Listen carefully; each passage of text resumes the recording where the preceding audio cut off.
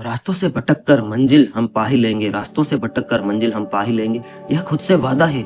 राहें भटकी है मगर सफर अभी आधा है, किस्मत को भी झुका देंगे अपनी लगन से, क्योंकि जीतने का हमारे दिल में इरादा सबसे ज्यादा है। Thank you for subscribe. अकेलापन वास्तविक अकेलापन नहीं, दूसरों की याद सता रही है। दूसरा होता तो अच्छा होता। दूसरे की गैर मौजूदगी खलती है, कांटा चुभता है। दूसरे में मन उलझा है, देखने को अकेले हो, भीतर नहीं। भीतर भीड़ मौजूद है, कोई आएगा तो पाएगा अकेले बैठे हो, लेकिन तुम जानते हो अकेले नहीं हो। किसी की याद आती है, किसी में मन लगा है, किसी को बुलावा भेज रहे हो, किसी का स्वप्न सजा रहे हो, किसी की पुकार चल रही है। कोई होता, अकेला ना होते, अकेलेपन से राजी नहीं। आनंद तो दूर, इस अकेलेपन में शांति भी नहीं। अशांत हो, उद्विग्न हो, जल्दी ही कुछ ना कुछ उलझाओ, चले जाओगे। मित्र के घर, क्लब में, बाजार में अखबार पढ़ने लगोगे, रेडियो सुनने लगोगे, कुछ करोगे, कुछ उलझा बना दोगे, कुछ उलझा लोगे। यह अकेलापन नीरस है, यह अकेलापन भौतिक है, मानसिक नहीं। अकेलापन तो बिल्कुल ही नहीं, आध्यात्मिक तो बिल्कुल ही नहीं है। यह एकांत, दूसरे प्रकार का अकेलापन। एकांत का अर्थ है रस आने लगा, अकेले होने में मजा आने लगा। अकेलापन एक गीत की तरह है, दुनिया के शोर से दूर, अब दूसरे की याद भी नहीं आ रही, अपने होने का मजा आ रहा है, अपने अस्तित्व का। दूसरों की याद भी भूल गई है, दूसरे का कोई प्रयोजन नहीं, व्यस्त होने की कोई आशंका भी नहीं, बड़ी शांति है। पहला नकारात्मक है, दूसरा विधायक। पहले में दूसरे की अनुपस्थिति खलती है, दूसरे में अपनी ही उपस्थिति में रस आता है। पहले में तुम अपने से नहीं जुड़े, दूसरे में तुम अपने से जुड़े। एक उदाहरण से समझाता हूँ। अमेरिका में देखा है, सुसाइड की पूरी दुनिया में, पूरी इस पृथ्वी पर 800 करोड़ लोगों में सुसाइड की घटनाएं सबसे ज्यादा अमेरिका में होती है। और जो संपन्न लोग होते हैं वो करते हैं, उन्होंने सब कुछ कर लिया, पैसा भी कमा लिया, इज्जत शोहरत सब, अब उनके पास करने के लिए कुछ नहीं है, उनको अकेलापन काटता है। इसलिए आपने देखा होगा कि इंडियन धर्मगुरु हमारे अमेरिका में जाकर अपनी दुकानें सजाए हुए हैं। ये क्यों होता है? चलिए, इस फिलोसॉफी की चैप्टर 1 पर वीडियो पूरी देखें, लाइक करें और एक छोटा सा कमेंट जरूर करें। पहले मन भटक रहा था, दूसरे में मन पंछी अपने घर आ गए। दूसरा एकांत गहन शांति लाता है, ध्यान की अवस्था है। फिर तीसरा एकांत है, केवल पहले अकेलेपन में अपने तो पता नहीं, दूसरे की याद है। दूसरे एकांत में अपनी याद है। दूसरा भूल गया, केवल मैं, दूसरा भी भूल गया, स्वयं भी भूल गए। कोई भी ना बचा, ना दूसरा, ना स्व, खुद भी नहीं बचा। स्व, क्योंकि जब तक स्व का भाव बचा है तब तक कहीं कोने कातर में दूसरा छिपा है। क्योंकि स्वयं की लकीर दूसरे की मौजूदगी के बिना खींची जा नहीं सकती, और तू साथ साथ होते हैं। पहले में तू प्रगाढ़ है, मैं छिपा है, दूसरे में मैं प्रगाढ़ हूं, तू छिपा है। एक ही सिक्के के दो पहलू, पहले में मैं ऊपर, पहले में ऊपर, मैं नीचे, दूसरे में ऊपर, तू नीचे, तीसरे में पूरा सिक्का खो गया। ना मैं बचा, ना तू बचा, केवल केवल ये बचा, चैतन्य बचा। यह एक परम एकांत है, समाधि की अवस्था। भीड़ तो गई, भीड़ के साथ तुम भी गए, भीड़ के साथ तुम भी गए, भीड़ के हिस्से थे, तुम भी भीड़ के ही एक अंग थे। पहली अवस्था में अशांति है, दूसरी अवस्था में शांति, तीसरी अवस्था में आनंद है। कौन सी अवस्था चाहते हैं कमेंट में जरूर करें। पहली नकारात्मक, दूसरी विधायक, तीसरी महोत्सव। सिर्फ विधायक नहीं, महोत्सव बन जाता है जीवन।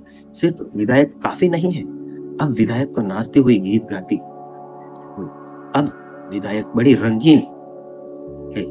इस फर्क को ऐसे समझना, एक आदमी बीमार है, वह नकारात्मक स्थिति में है, दूसरा आदमी बीमार नहीं है, डॉक्टर के पास जाता है, वह निरीक्षण कर कहता है कोई बीमारी नहीं है, स्वस्थ हूं। लेकिन उस आदमी के भीतर स्वस्थ का कोई, वह कहता है आप कहते हो तो मान लेता हूं, लेकिन मुझे कुछ मजा नहीं आ रहा। स्वास्थ्य की ऊर्जा नाचती हुई नहीं है, बीमारी नहीं है। आप कहते हैं स्वस्थ हूं, परिभाषा से स्वस्थ हूं, लेकिन अभी स्वास्थ्य का कोई आंदोलन नहीं, ऐसा तरंगित नहीं जैसे एक छोटे बच्चे में होता है। तो एक तो बीमारी, दूसरा डॉक्टर का स्वास्थ्य। डॉक्टर के निदान से मिला, स्वास्थ्य जांच कर ली, अब जांच परख कर ली, कहीं कोई बीमारी नहीं, घर भेज दिया कि कोई बीमारी नहीं है, इलाज की कोई जरूरत नहीं, लेकिन तुम नाचते हुए घर नहीं आ रहे हो, तुम्हारे भीतर उमंग नहीं है, उत्सव नहीं है, हर्षण मात नहीं है, हर्षोल्लास नहीं है। तीसरा एक और स्वस्थ है, जब तुम डॉक्टर से पूछने ही नहीं जाते, जब तुम्हारा स्वास्थ्य ऐसा अहिर्स बरसता है, किससे पूछना है, बीमारी भी गई, डॉक्टर का स्वास्थ्य भी गया, अब तुम स्वस्थ हो। तुम इतने स्वस्थ हो कि अब स्वस्थ का ख्याल भी नहीं आता, स्वस्थ का ख्याल भी नहीं आता, बीमार आदमी को ही आता है स्वस्थ का ख्याल। अब तुम इतने स्वस्थ हो कि विदेह हो गए। यह 3 अवस्थाएं हैं। अकेलेपन की ऊंचा है, भीड़ में मन नहीं लगता, कमेंट किया किसी ने, यह शुभ है, यह यात्रा का पहला सूत्रपात है। इतनी भीड़ है शादी ब्याह में और आपका मन ही नहीं लग रहा, जिसका भीड़ में मन लगता है वह तो बुरी तरह से भटका हुआ है, वही पागल है। सबकी बुक में लिखा है भीड़ में मन लगता है, इसका अर्थ हुआ अपने में मन नहीं लगता, उसके तो भीतर के मंदिर के द्वार बंद। अच्छा है, आज का सवाल यह है कि आप स्वस्थ हो या हर्षोल्लास से भरे हो या दुखी हो, एक कमेंट में जरूर लिखिए। दूसरा सवाल है, आपने कभी देखा होगा कोई व्यक्ति एकदम शांत रहता है, अब वो व्यक्ति कौन है और आपका मित्र है, कहां से है, ये कमेंट में जरूर लिखें। बंद अच्छा है, तुम्हारा मन भीड़ में नहीं लगता, या ठीक हुआ, एक कदम उठा। दूसरी बात पूछा है, लेकिन निपट एकाकीपन में भी जब जी घबराता है तो वह भी स्वाभाविक, जन्मों तक की भीड़ में रहे, जन्मों तक भीड़ में रहे, अचानक अकेले हो गए तो जीव घबराएगा। भीड़ का अभ्यास अब बोध गया, भीड़ व्यर्थ है लेकिन अभ्यास गायब है। बोध से ही अभ्यास नहीं जाता, अभ्यास गहरे उतर गया, रोए रोए में समा गया, श्वास में बस गया। अभ्यास तो भीड़ है, समझ में आ गई है, देखिए भीड़ का कुछ सार नहीं, कुछ देख लिया, अब अकेले बैठना चाहते हैं, लेकिन अभ्यास बल मारता है। दोस्तों एक छोटा सा ब्रेक, एक हमारे न्यूज चैनल भी है ETYT पे, हमने एक मोटिवेशन वीडियो बनाई है जिसमें इस पर विस्तृत चर्चा की गई है कि मानव जीवन, जैसे आप एक एल्गोरिदम में फंसे हुए हैं। छोटा बच्चा होता है, उसको 3 साल का होते ही स्कूल से कॉलेज से नौकरी से शादी से बच्चे, फिर बच्चे बड़े होना, बच्चों की शादी करो, बुढ़ापा लाओ, फिर मर जाओ। ये एल्गोरिदम क्या है? क्या ये मार्केट की चाल है? ये डे वो day, father day, Valentine day, और कहीं ये मार्केटवाद चल रहा है जिसमें सोशल मीडिया एल्गोरिदम है। इस पर आपको चाहते हैं अपनी चेतना को खोलना, तो डिस्क्रिप्शन में लिंक है ETYT, आप उस पर जाकर देख सकते हैं। चलते हैं एकांत और अकेलेपन की ओर। जब अकेलापन में बैठते हैं तो एकाकीपन में जी घबराता है, भीड़ से मिल गया, वह भीड़ का हिस्सा है जिसका तुम भी कहते हो, जिसको तुम मन कहते हो, वह तुम्हारा नहीं है। तुम इस भांति में मत रहना कि मन के तुम मालिक हो, मन का मालिक तो भीड़ ने ही दिया, इसलिए मन को छोड़कर ही कोई भीड़ के बाहर जा सकता है। मन तो भीड़ नहीं दिया है, ये लगता है, यह बात तो समझ आती है कैसे भीड़ का अभ्यास निर्मित हुआ। इस जी को छोड़ना ही पड़ेगा, तो ही एकांत में रस आएगा। इसलिए तो ज्ञान का अर्थ होता है मन से मुक्ति। आपने देखा होगा कि कुछ लोग पहाड़ों पर चले जाते हैं, कहीं दूर चले जाते हैं, जंगलों में चले जाते हैं, वहां तपस्या करते हैं, एकाग्रता का अनुभव की खोज करते हैं, लेकिन वहां पर भी वे अकेले नहीं हो पाते। वो अपना मोबाइल देखेंगे, व्हाट्सएप चेक करेंगे, हाँ मेरे शहर में क्या हो रहा है, मेरे घर में क्या हो रहा है, लाइव कैमरे में देखेंगे। उनको ये विचार आएंगे कहीं कोई गलती तो नहीं कर दी। क्या फैमिली में रहते हैं लोग, बड़े बड़े पंडित मुझे कहते हैं कि जो फैमिली में थे वही अच्छा था, अब देखो ये कैसा जीवन है। जो फैमिली में है वो संन्यास लेना चाहता है, और जो सन्यासी हो गए हैं वो कहते हैं नहीं फैमिली में ही रहना चाहते हैं। ये क्या है? यह आपकी मन की चंचलता है। भीड़ से मुक्ति, सुख आराम से मन से मुक्ति चाहते हो, क्योंकि मन भीड़ का हिस्सा है, तुम्हारे भीतर बैठा हुआ। तुम जरा अपने मन की जांच करो, तुम्हारे मन में जो भी है अब भीड़ का दिया हुआ है। भीड़ ने कहा तुम हिंदू हो, तुम मुस्लिम हो, तुम ईसाई हो। भीड़ ने कहा तुम सुंदर हो, तुम असुंदर हो, और भीड़ ने कहा कि तुम बड़े बुद्धिमान हो, तुम बुद्धिमान हो। यह सब भीड़ की ही मान्यताएं हैं, इन्हीं को इकट्ठा कर लिया है, यही है तुम्हारा जी। इस जी को भी छोड़ देना होगा। तुम जी से पार हो, तुम्हारा वास्तविक होना मन के पार है, तुम्हारा वास्तविक होना परमात्मा से आता है, भीड़ से नहीं। ओशो के बुक में लिखा है कि ये पशु पक्षी, इनकी भी है ये धरती। ये कभी नहीं कहते हैं कि मेरा ये धर्म है। ये चर्च के ऊपर भी बैठ जाते हैं, मंदिर मस्जिद गुरुद्वारे कहीं भी बैठ जाते हैं। ये कोई धर्म वर्म नहीं, मतलब ये अपने मस्ती में रहते हैं, अपना प्रजनन करते हैं और अपना दाना चुगते हैं और एक दिन मर जाते हैं। तो ये फिलोसॉफी आपको बहुत ही गहराई से नहीं तो वीडियो को 2 बार देखें। तुम भी पार हो, तुम्हारा वास्तविक होना मन के पार है। तुमने कभी गौर किया कि सपना क्या है? तुम कहते हो सपना मतलब मरने के बाद एक सवाल आया है। मेरे एक मित्र है जैनेंद्र सिंह, उन्होंने पूछा है कि सपना क्या है? मुझे सपने आते हैं, सपने में और अचानक नींद उड़ती है और मैं देखता हूँ वो नकली था। मैं कहता हूँ ये पूरा जीवन ही एक सपना है। जब हम नींद निकालते हैं तो वह एक छोटी मृत्यु है और जब मृत्यु हो जाती है तो वह एक बड़ी नींद है। जब इस मृत्यु रूपी नींद में हम जाएंगे तो ये भी एक सपना हो जाएगा संसार। और ये जो चेतना है, चेतना के लिए शरीर की कोई आवश्यकता नहीं होती। आपने कभी गौर किया, आपने सपना देखा हो और आप कहते हैं कि सपने में मेरा शरीर वहाँ था, दिल्ली में था, मुंबई में था, मेरा सब स्वागत कर रहे हैं, मैं सेलिब्रिटी बन गया। तो शरीर तो आपका यहाँ सोया हुआ आपके रूम में, तो आप अमेरिका कैसे चले गए? तो सपने में आप कभी ध्यान से देखना, सपने में आप एक दूसरे को छुओगे या अपने शरीर पर छुओगे तो केवल चेतना ही, आपको शरीर भी सपने में मिलता है। जैसे आपके कपड़े टंगे हुए हैं आपके शरीर पर, तो सपने में आप नंगे तो नहीं थे, कपड़े पहने हुए थे ना। इसी प्रकार ये भी एक सपना है, हेलुसिनेशन। कहते हैं ना क्वांटम फिजिक्स ऑफ साइंस इस बात पर पहुंच गई है कि सारा संसार, हमारा शरीर, ये पशु पक्षी पेड़ पौधे पहाड़ सब एक एनर्जी है। हमारे विचार इस एनर्जी को बनाते हैं। दुनिया का देखने का ढंग इंसान का अलग होता है, किसी पशु का अलग हो सकता है, किसी पक्षी का अलग हो सकता है। यह एक बहुत ही शानदार फिलोसॉफी है। वीडियो को आपको 3-4 बार देखनी होगी तो समझ में आएगी और हमारी प्लेलिस्ट में जाकर भी आप शेयर कर सकते हैं। वीर ने परमात्मा से आया, उसके ऊपर एक रंग रोगन की दीवार खड़ी कर दी, पर्दा डाल दिया। उस पर्दे को तुम पकड़ तो भीड़ ने मन उग गया, ठीक हुआ भीड़ से। अब यह भी समझो कि भीड़ ने जो किया है वह भी भीड़ छोड़ देना होगा। अकेले में मन ना लगेगा, मन कहेगा नहीं चले, यहाँ मेरे प्राण, यहाँ मेरा उद्गम है, यहाँ मेरा स्रोत है, जहाँ मेरी जड़ है, चलो मन में भीड़ नहीं आएगा जाएगा, अमन में चलना होगा। इसलिए तो कबीर कहते हैं कि अमनी मन को छोड़ दो, भीड़ से जिसे तुम वस्तुतः मुक्त होना चाहते हो वह बिना मन से मुक्त हुए ना हो पाएगा। इसलिए जो तुम से कहता हूं, जंगल जाने से कुछ ना होगा। अगर तुम्हें जरा समझ हो तो भीड़ में खड़े होकर भी अकेले हो सकते हो। मन छूट जाए बस समझो तुम सारी धर्मों की भीड़ से अलग खड़े हो गए। लेकिन तुमने यह भाव, मैं इस धर्म का हूं, मैं उस धर्म का हूं, चारों तरफ सागर की तरह लहरें, या सलमान साई या, लेकिन तुम इस भीड़ में खड़े हो यह भाव नहीं रहा, मैं इस धर्म का हूँ, आप इस धर्म के हैं, इस जाति के हैं। भीड़ में खड़े दिखाई पड़ते, लेकिन बड़े अदृश्य मार्ग से तुम मुक्त हो गए। भीड़ कहती है तुम सुंदर हो, तो तुम समझ गए। दोस्तों, ये जो धर्म है, जातियां हैं, ये सब इंसान ने बनाई है। इंसान की उत्पत्ति कैसे हुई? डार्विन का सिद्धांत आपने बचपन में ही पढ़ा था कि कैसे बंदर थे। मैं नहीं कह रहा डार्विन था, हमारे पूर्वज, फिर पूंछ गिर गई, फिर हम 2 पैरों पर खड़े होने लगे। उस समय धर्म और जातियां कहाँ थी? ये ओशो कहते हैं, मैं नहीं कह रहा हूँ, ठीक है। इसमें आप अपने विचार कमेंट कर सकते हैं।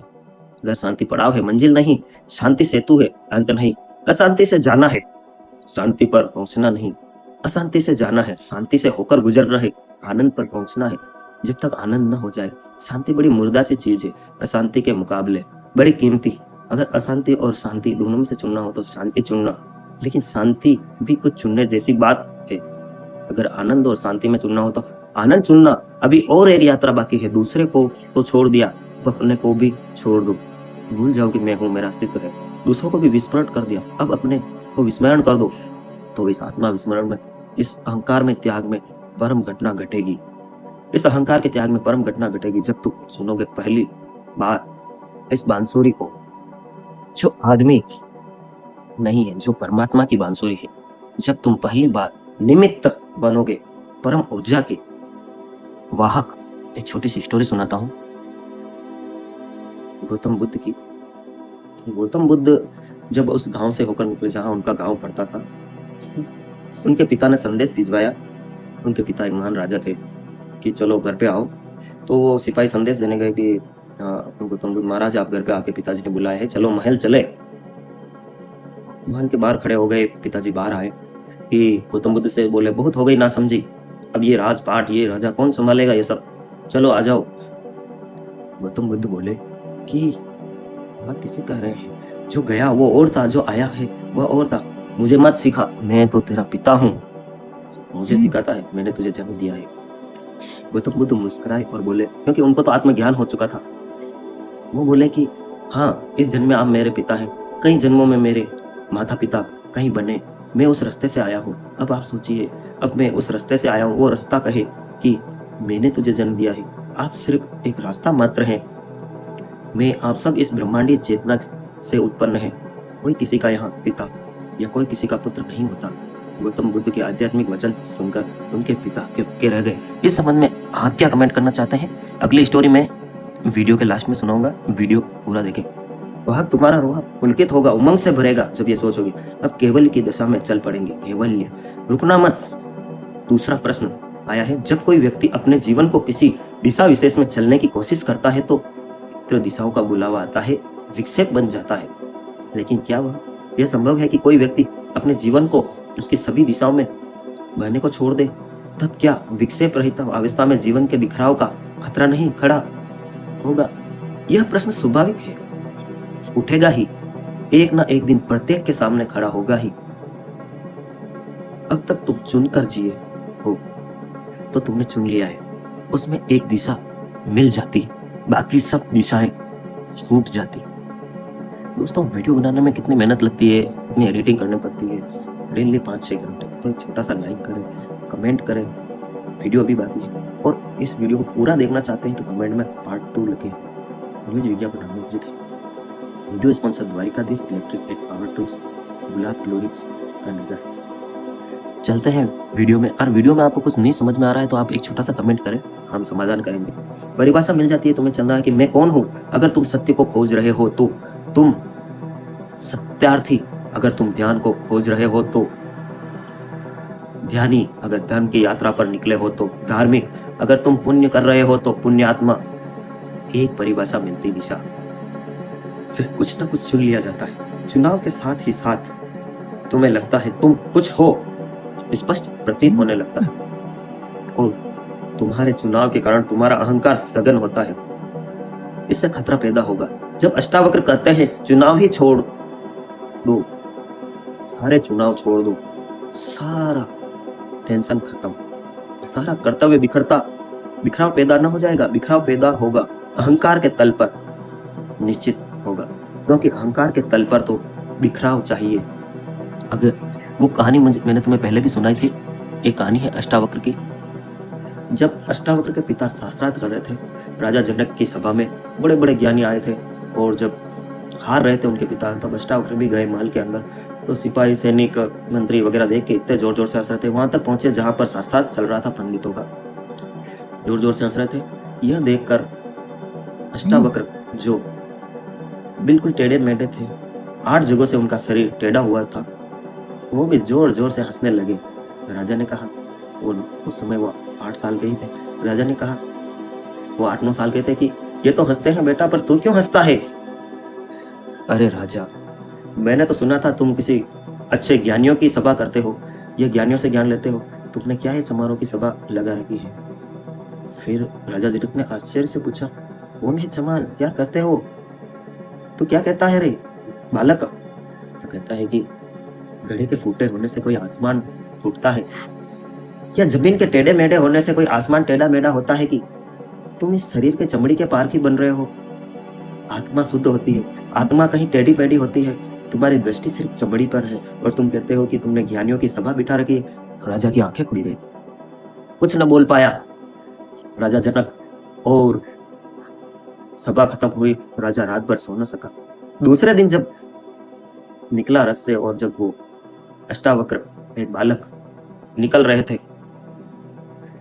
किसी गली से, रथ को रोका। राजा ने दंडवत प्रणाम किया नीचे झुककर।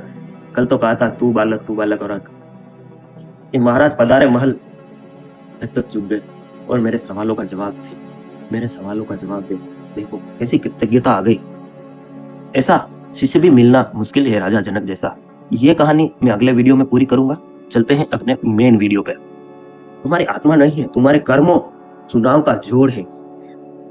अहंकार तो, अभिमान तो बिखरे। अगर तुम सब दिशाओं में अपने को मुक्त छोड़ दोगे, स्वच्छंद, वही तो अष्टावक्र के स्वच्छंद मत चुनो, मत भविष्य का विचार करो, भविष्य का विचार मत करो, मत तय करो कि क्या होना है।